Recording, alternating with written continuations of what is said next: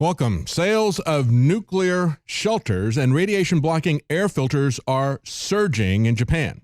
They're concerned that we're going to have a war there.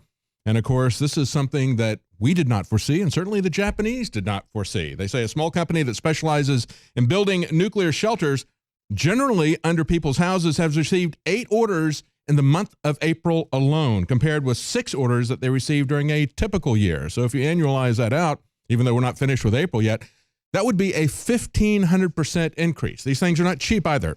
The air purifier for 6 people sells for about $5,600. One that would be for 13 people, and the kind of shelter that they're talking about underneath a house would be about $15,500. And they say they can't even keep up with demand. They said it takes time and money to build a shelter, but all we hear these days is, I need one now. It just goes to show that you have to prepare in advance. Who would have thought when we voted for Donald Trump that one of his first priorities would be to attack North Korea, that we would become, again, the world's policeman in an area of the world where we first became the world's policeman, where we didn't get a declaration of war by President Truman.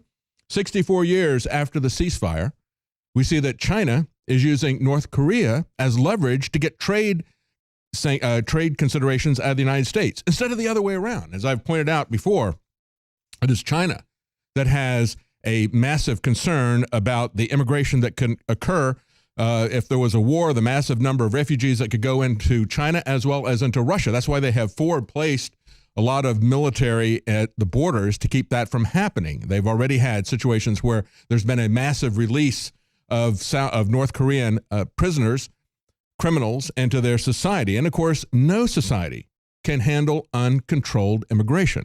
China knows it. Russia knows it. Americans know it, except for the American left. And some people in France even understand that. We will see with the runoff election whether they truly understand that.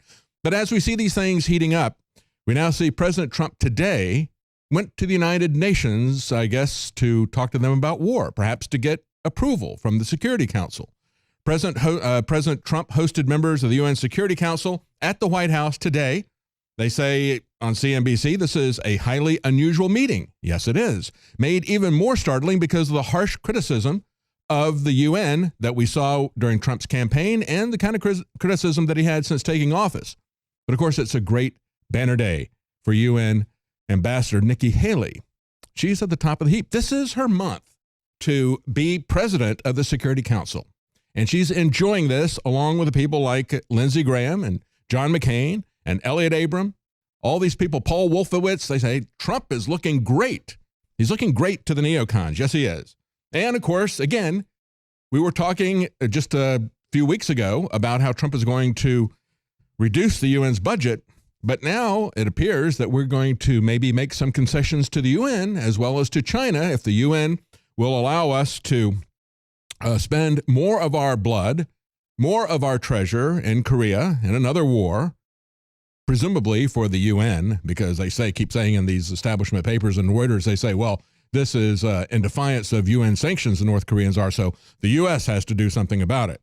So if they'll let us do something about it, then we will, I guess, pony up for the UN and give them more money. Meanwhile, sometime, not specific about when it'll actually happen, President Trump is going to meet with all the Senate, all 100 of the senators this week. He will brief them on the situation in North Korea, presumably after the military-industrial complex and the bankers and the globalists and the United Nations have decided, along with President Trump, what they're going to do about it.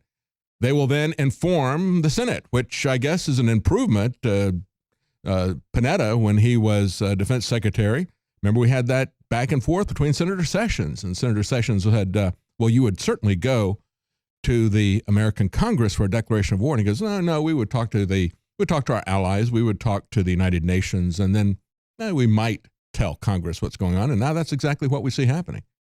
At the time, Senator Sessions could not believe his ears. Says, I can't believe this. You're a congressman, Mr. Panetta. You know what the Constitution says. Panetta was really pretty arrogant about it. But that's exactly what we see happening right now. They said this comes after Trump criticized North Korea's continuing belligerence in a phone call with China's President Xi, and also in a separate call with German Chancellor Angela Merkel today. So there we go. We're consulting with our foreign allies. We're begging the Chinese for permission. And then at some point, we may inform the Senate of what we're going to do, but we're not going to have a constitutional declaration of war, most likely. We'll just go into it.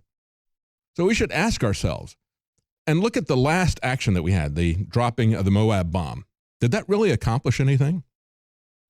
Trump maybe got a popularity boost out of it for now, but it may be a sugar fix. Anti-War points out that while U.S. officials have made a great deal about the quote-unquote message that was sent by the use of the massive ordnance air blast bomb, they also call it Moab, the mother of all bombs. We've heard that on and on and on, the echo chamber of the warmongering mass media. Well, did it really do anything? They say officially we were told first that there were 36 people that were killed, ISIS fighters. Then they said 96 ISIS fighters were reported killed, but then we never saw any evidence. We're not going to see any evidence. The Pentagon has insisted that they're not going to assess what the bomb did on the ground.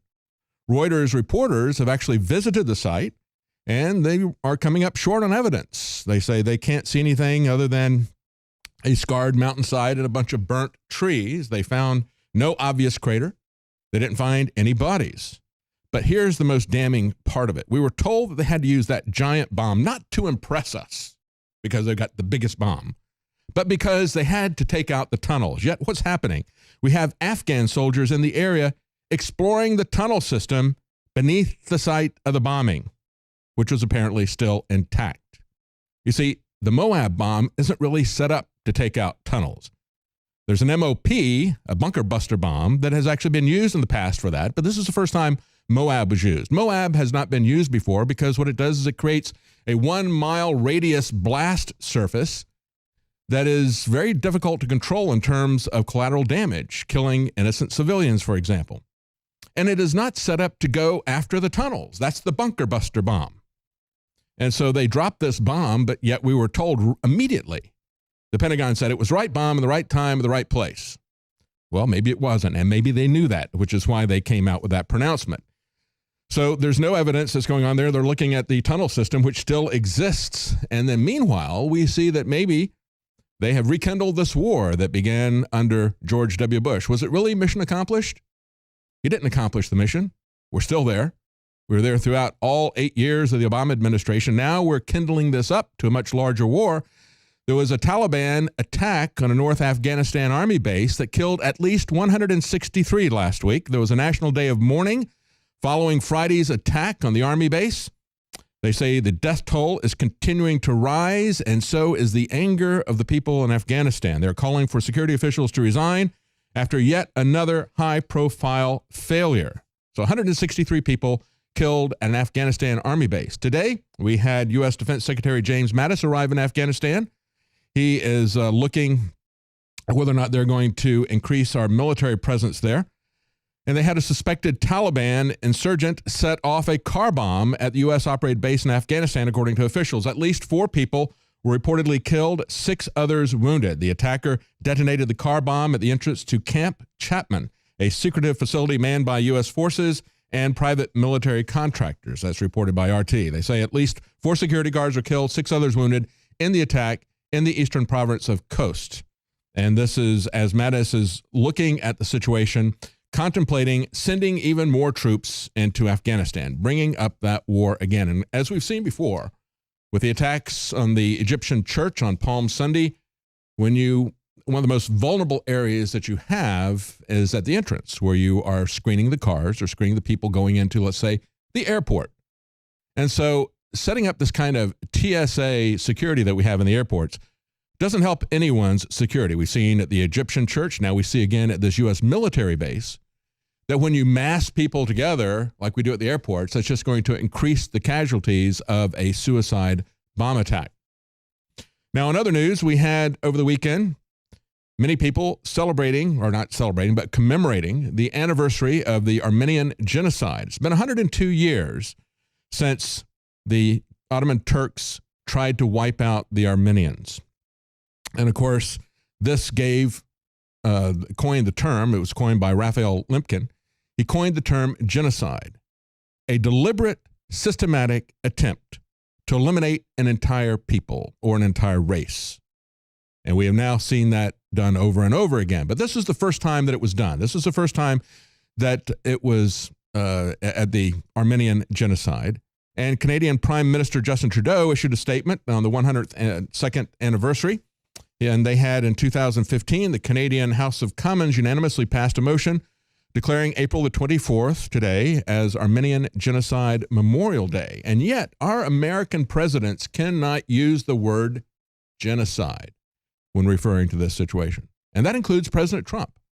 He's continuing the tradition of former presidents, like former President Obama, who refused to call this mass killing a genocide. Today, he issued a statement about the deaths of 1.5 million Armenians. He declined to label it as a genocide. He said, "Today we remember and honor the memory of those who suffered during the Meds-Yegrin, one of the worst mass atrocities of the 20th century," but he would not call it a genocide.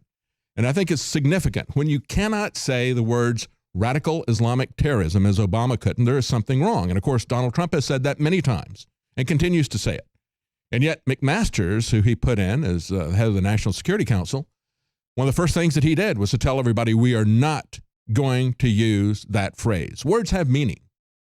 If you stop calling people illegal aliens and you call them undocumented immigrants, that does a lot to change the terms of the debate. They're really foreign citizens who are criminally trespassing here, but we can't call them that. We call them undocumented immigrants. And so to call this just the Meds-Yegrin, instead of calling it a genocide, is a weak statement at the very least. He said, "I joined the Armenian community in America and around the world in mourning the loss of innocent lives and the suffering endured by many." Trump's statement is an important gesture to Turkey. And that's the takeaway here, folks. The influence of Turkey, the rising influence of Turkey here in the United States. So we all know that Israel and Saudi Arabia have massive influence in the United States. Many people do not realize the massive influence of Turkey in the United States. We'll talk about that in just a moment.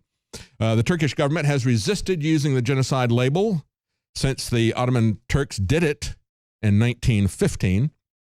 Recently, more than 80 lawmakers sent a letter to President Trump pressing him to use the term, but he refused to do that. And so the Armenian Association said the president's statement fails to stand up for human rights and is inconsistent with American values. It represents the same kind of capitulation to Turkish authorities, which will cost more lives.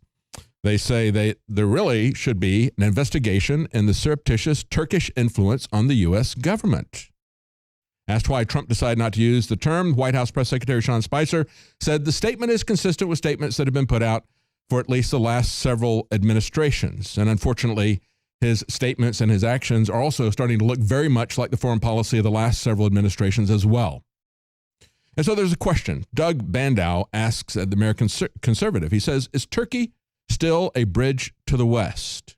And he points out that Turkey's president, Erdogan, put his power and prestige on the line this month to get more dictatorial powers. He pushed constitutional referendum to create an all-powerful executive. He purged, he arrested tens of thousands of Turks.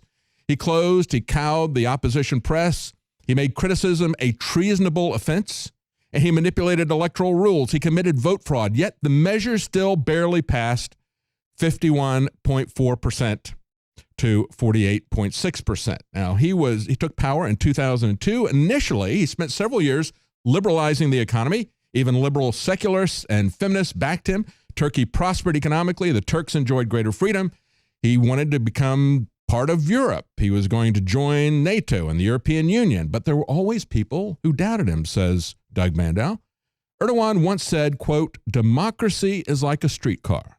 You ride it until you arrive at your destination, and then you get off. We've seen that many times, haven't we? Around 2010, he changed directions radically. And instead of having a secular government, instead of having a liberal government, he started you saw a lot of corruption. Tax investigations became a tool of repression.